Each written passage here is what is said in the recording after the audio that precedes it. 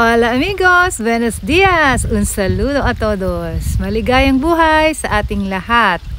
Today, finally, maishishare ko na rin sa inyo ang aking Tranquility Garden. Napatagalan po ng konti, pasensya na kayo dahil super busy si Abuela Inday. Dahil sa long holiday, naging jungle ang aking hardin. So finally today, eto na! Ay, teka muna nga pala mga amigos, mag-recap muna tayo nung start ng paggawa ko ng Tranquility Garden. Gaya nito, simula sa paggawa ko ng Yin and Yang, and nung binuhat namin yung napakabigat na slate or malaking bato ni Don Pedro, at yung paggawa ko ng pergola. Ayan po, kung hindi nyo pa na po napanood yan, hanapin nyo po sa aking mga reels at mga long videos para maintindihan nyo kung paano ko po ito ginawa at gaano katagal at gaano kahirap. Pero napakasarap nung matapos. Kaya, eto na talaga. Amigos, simulan natin ang pagtutour sa aking Tranquility Garden. And let's start yung kabuuan muna. Then, lalapitan po sila natin isa-isa. Ayan po. At meron hong model, si Petra.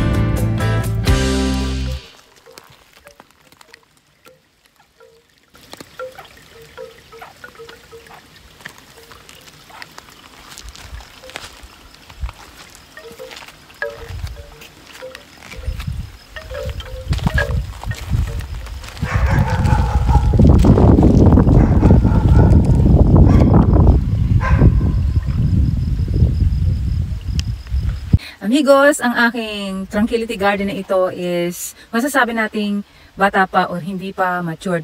So, pag nag-mature na ang mga halaman, gaya nito, buong pupunta po yan sa bubong at bibigay ng lilim. Gaya din po nung sa kabila yung aking jasmine. At marami pong ibang mga halaman dito na hindi pa nabuka dahil ilang months pa lang po sila rito. Ito kaya po nito, ang aking hydrangea. Yan, pa-bloom na po. Yun yung pinaka-achievements. Pag mahilig ka sa halaman, makikita mo magbo-bloom, kita mo namumukadkad. So, maraming salamat po amigo sa inyong patuloy na panonood sa aking mga videos. And sana nakakuha rin kayo na konting ideas sa paghahalaman o sa paggawa ng mga projects na hindi natin kailangan gumastos ng malaki para gumanda ang ating kapaligiran, or hindi lahat kailangang ibayad or mag-hire ng gagawa. Kung kaya natin, gawin. Pagtatsaga lang po yan. Lagi ko sinasabi, paikutin ang imahinasyon. Bye amigos! Thank you for all the support and thank you for watching. Hasta luego!